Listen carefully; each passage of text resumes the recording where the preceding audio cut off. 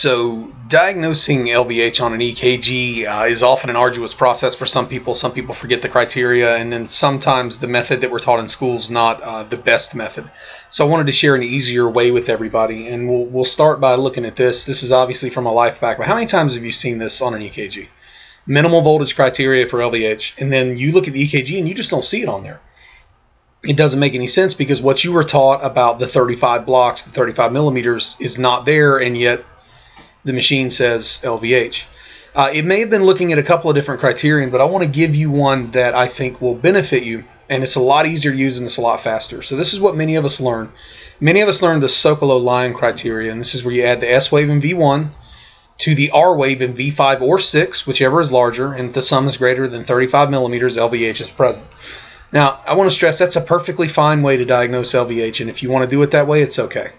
I just want to show some people an easier way with less rules that you can use to more quickly diagnose an EKG, because some services won't let a paramedic unit call STEMI if LVH is present because they consider it that much of an imposter. So any tool that works faster and is more accurate should be beneficial to you. And I want to stress the accuracy of this. So the modified Cornell criteria is what I use. It's what a lot of the physicians I know use. All you have to do is examine the R wave in AVL. And if that R wave is greater than 12 millimeters in amplitude, LVH is present. I know that sounds simple. Sounds too simple, right? Too good to be true. So let me include some stuff from a study here. So you can look at this study at the link on the top of the screen. The results were, and this is a quote, the Cornell-based criteria generally showed better performance than that of the SOC-V criteria. Now think about that. The Sokolow criteria, which involves all those extra steps, did not show the ratings that the Cornell-based criteria did. It did talk about the need for improvement or for modification, and that modification has since been added. That's why we called it the modified Cornell at the beginning of this, and we're talking about Cornell now. But the Cornell showed improved sensitivity and specificity. Now, if you don't know what that means in terms of research, it means, when they say sensitivity, it means that it picked up LVH more often, diagnosing it this way with the AVL method. And of the times it was found, the patient had LVH more often. That's sensitivity and specificity, okay?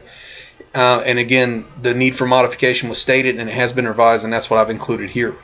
So let's have a look at an EKG here. So as you can see in AVL, you've definitely got an R wave height of greater than 12 millimeters for certain.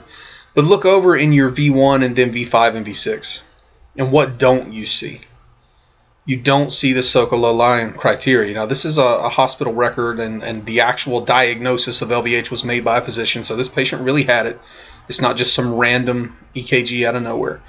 And here, this is just one instance where the Sokolow-Lyon did not pick up the method, and the Cornell criteria did. So if you choose to use this, or if your service is cool with you using this, this can make your life a lot easier when you're going through your steps and you're ruling out your STEMI imposters and things like that. All right, thanks for watching. Get out there and practice.